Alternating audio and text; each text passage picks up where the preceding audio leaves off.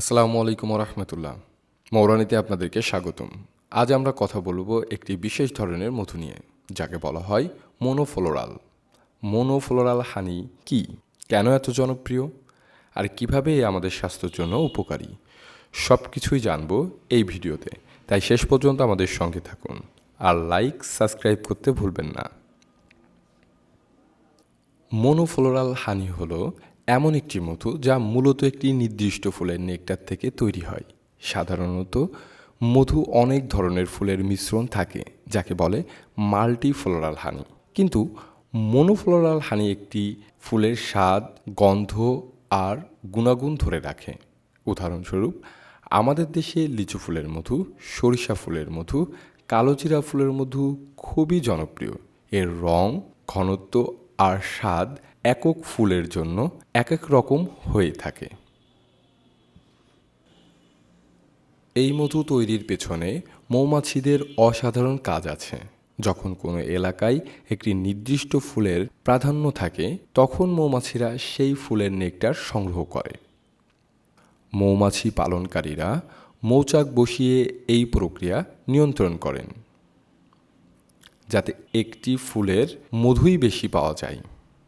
তারপর সেই মধু সংগ্রহ করে ফিল্টার করা হয়, আর আমরা পাই বিশুদ্ধ মনোফ্লোরাল হানি। চলুন কিছু জনপ্রিয় মনোফ্লোরাল হানির কথা জানি। আমাদের দেশে সব থেকে বেশি পাওয়া যায় লিচু ফুলের মধু, যেটা মনোফ্লোরাল হানি। সরিষা ফুলের মধু, কালোজিরা ফুলের মধু, ধনিয়া ফুলের মধু। মূলত মধুতে একক ফুলের নেকটার বিদ্যমান থেকে যে মধু উৎপাদন হয়, সেটাই মূলত মনোফ্লোরাল হানি। লিচু ফুলের মধু হালকা সোনালি রঙের, ফলে মিষ্টি স্বাদ। সরিষা ফুলের মধু গাঢ় হলুদ, সামান্য তীব্র গন্ধ। কালোজিরা ফুলের মধু হালকা রং এবং গুড়ের স্বাদও পাওয়া যায়। ধনিয়া ফুলের মধুতে ধনিয়া ফুলের গন্ধ এবং খুবই হালকা মনোমুগ্ধকর একটি স্বাদ অনুভব করা যায়। মনোফ্লোরাল হানির স্বাস্থ্য উপকারিতা অসাধারণ। এখানে বিভিন্ন ধরনের মধু আলাদা আলাদা করার সুযোগ থাকে, যেমন লিচু ফুলের একক মধু, সরিষা ফুলের একক মধু, কালোজিরা ফুলের একক মধু, ধনিয়া ফুলের একক মধু। এরকম বিভিন্ন ধরনের ফুলের থেকে একক মধু সংগ্রহ করা সম্ভব, যেটা মাল্টিফ্লোরাল হানিতে সম্ভব না। মাল্টিফ্লোরাল হানিতে বিভিন্ন ফুলের নেকটারের সংমিশ্রণে একটা মধু উৎপাদন হয়। তো সেই ক্ষেত্রে মনোফ্লোরাল হানির স্বাস্থ্য উপকারিতা নির্দিষ্ট কিছু ঔষধের জন্য এবং উপকারিতার জন্য ব্যবহার করার সুযোগ রয়েছে।